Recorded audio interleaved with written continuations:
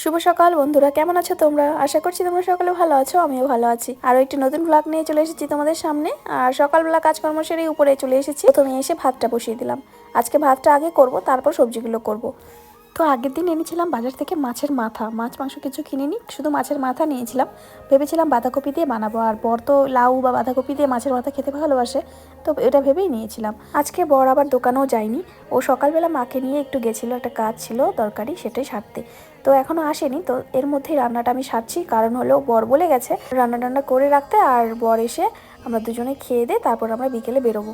আর কোথায় যাব সেটাই তোমাদের সাথে শেয়ার করব, সেটা দেখতে থাক। তো বন্ধুরা, আগে প্রথমে এই মাছের মাথা দিয়ে বাঁধাকপিটা করে নেব, তারপর লাস্টে ডালটা করব। আর যেটা হলো প্রবলেম, মানে যেটা প্রবলেমের জন্য যাওয়া হবে আজকে বিকেলে, সেটা হলো অনেক দিন ধরে স্কিনে আমার প্রবলেম হচ্ছে, হলো ফেসের মধ্যে গুড়ি গুড়ি গুড়ি গুড়ি দানার মতো উঠেছে।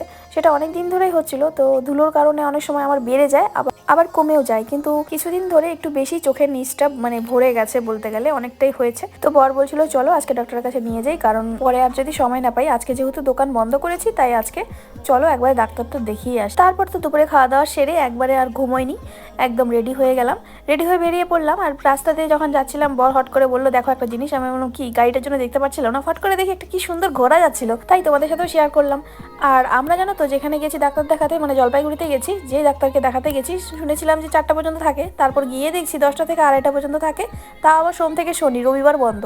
তো আর কোনো কিছু করার নেই, রবিবার যে বরের ছুটি থাকলেও বর আমাকে নিয়ে আসতে পারবে না, যেহেতু রবিবার বন্ধই থাকে। আর এদিকে সোম থেকে শনি ওকে দোকান বন্ধ করেই আসতে হবে। তো যেহেতু আজকে এসেছি, হলো না। বর বলছে এসেছি যখন ডাক্তার দেখিয়েই যাব। তারপর একজনকে ফোন করলো, ওর একটা ফ্রেন্ডকে। ওখান থেকে খবর পেলো যে একটা নার্সিংহোমে বসে একজন ডাক্তার, ওখানেও ডাক্তার ভালো। কিন্তু অতক্ষণ টাইম আমরা কোথায় থাকবো? যে ডাক্তার দেখানোর কথা ছিল তার তো আর দেখা পেলাম না।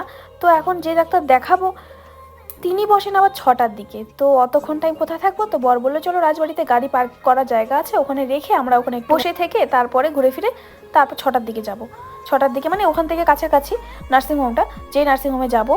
তো এখানে দেখছিলাম কি সুন্দর পাখিগুলো স্নান করছে, দেখতে ভালোও লাগছিল, তাই ভাবলাম ভিডিওটা শেয়ার করি তোমাদের সাথে। সেই বিয়ের আগে একবার এসেছিলাম, আর তারপর বিয়ের পর আসলাম।